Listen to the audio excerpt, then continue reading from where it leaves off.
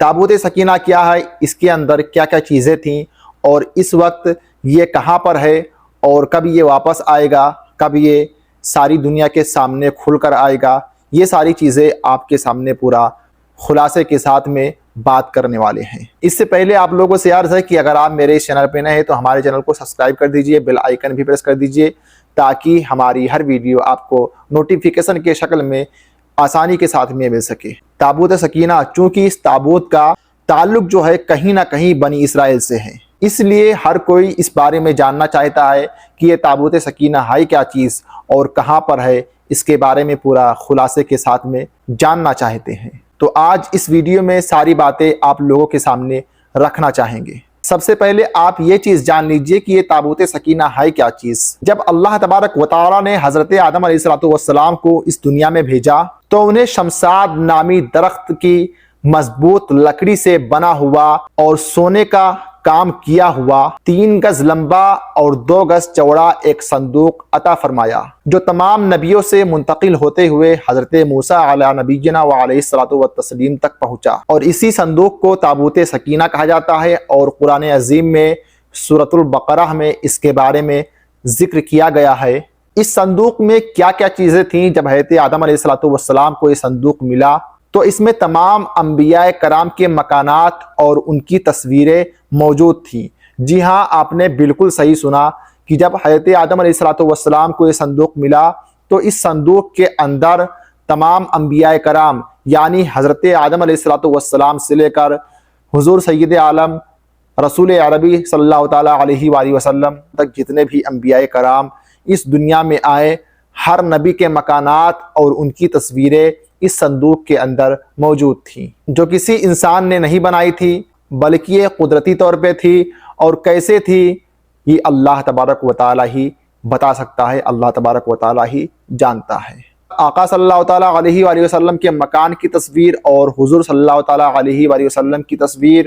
نبی پاک صلی اللہ تعالیٰ علیہ وسلم کے مکان میں موجود نماز کی حالت میں نماز پڑھتے ہوئے کی بھی تصویر موجود تھی۔ حضرت موسیٰ علیہ السلام کو جب یہ صندوق ملا تو حضرت موسیٰ علیہ السلام اس صندوق کے اندر اپنے خاص سامان رکھنے لگے۔ اس کے علاوہ اللہ تبارک و تعالیٰ کی نازل کردہ کتاب توریت شریف، اس کے تختیوں کے ٹکڑے بھی اس میں موجود تھے۔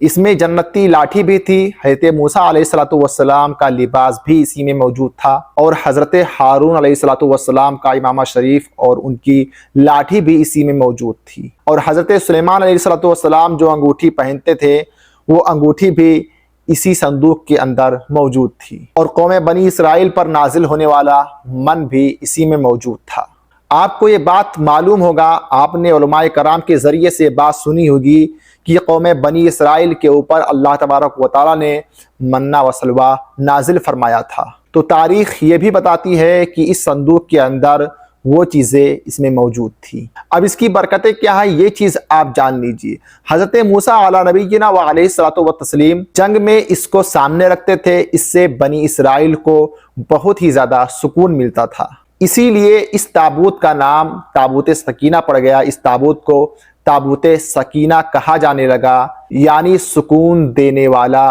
صندوق۔ جب بنی اسرائیل کو کوئی مشکل آتی، کسی پریشانی میں مبتلا ہوتے تو اسی صندوق کو سامنے رکھ کر دعا کرتے تھے، اور ان کی دعا قبول ہوتی تھی۔ دشمنوں کے مقابل اس کی برکت سے فتح پاتے تھے۔ آپس میں جب ان لوگوں کے اختلاف ہو جاتا تھا یا لڑائی جھگڑا وغیرہ کر لیا کرتے تھے تو یہ صندوق ان لوگوں کے درمیان میں فیصلہ کیا کرتا تھا۔ اس صندوق کے اندر سے ایک آواز آتی تھی جو یہ لوگ مان لیا کرتے تھے، اور اسی صندوق کی برکت سے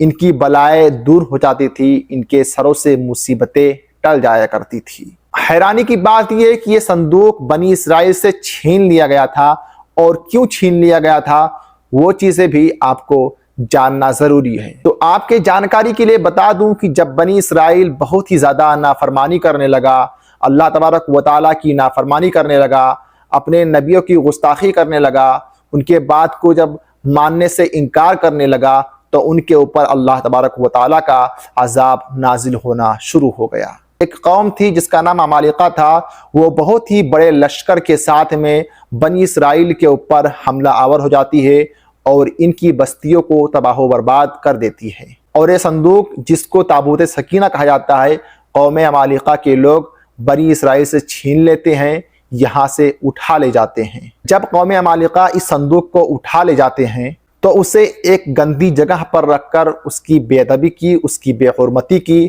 اور اسی کی وجہ سے وہ مختلف بیماریوں میں پڑ گئے، حتیٰ کہ ان کی 5 بستیاں تباہ و برباد ہو گئی۔ یعنی 5 بستی کے لوگ قوم عمالقہ کے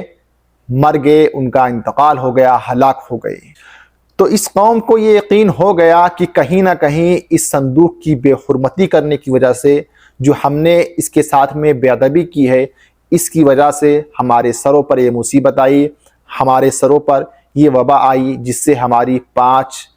بستیاں ہلاک ہو گئی ہیں۔ انہوں نے فوری طور پر ایک بیل گاڑی کو منگایا اور اس صندوق کو بیل گاڑی کے اوپر لاد دیتے ہیں اور بنی اسرائیل کی طرف روانہ کر دیتے ہیں۔ جب بنی اسرائیل کی طرف وہ صندوق آیا تو 4 فرشتوں نے اس صندوق کو حاصل کر لیا، اس صندوق کو لے لیا، اور اس وقت کے جو نبی تھے حضرت شمویل علیہ السلام، ان کے پاس یہ صندوق پہنچا دیا گیا۔ اسی طرح دوبارہ بنی اسرائیل کے پاس یہ صندوق پہنچ گیا۔ لیکن اس وقت یہ صندوق کہاں ہے، کس حالت میں ہے، کس کے پاس میں ہے، یہ کسی کو نہیں پتا ہے۔ البتہ اگر اسلام کی تاریخ کو اگر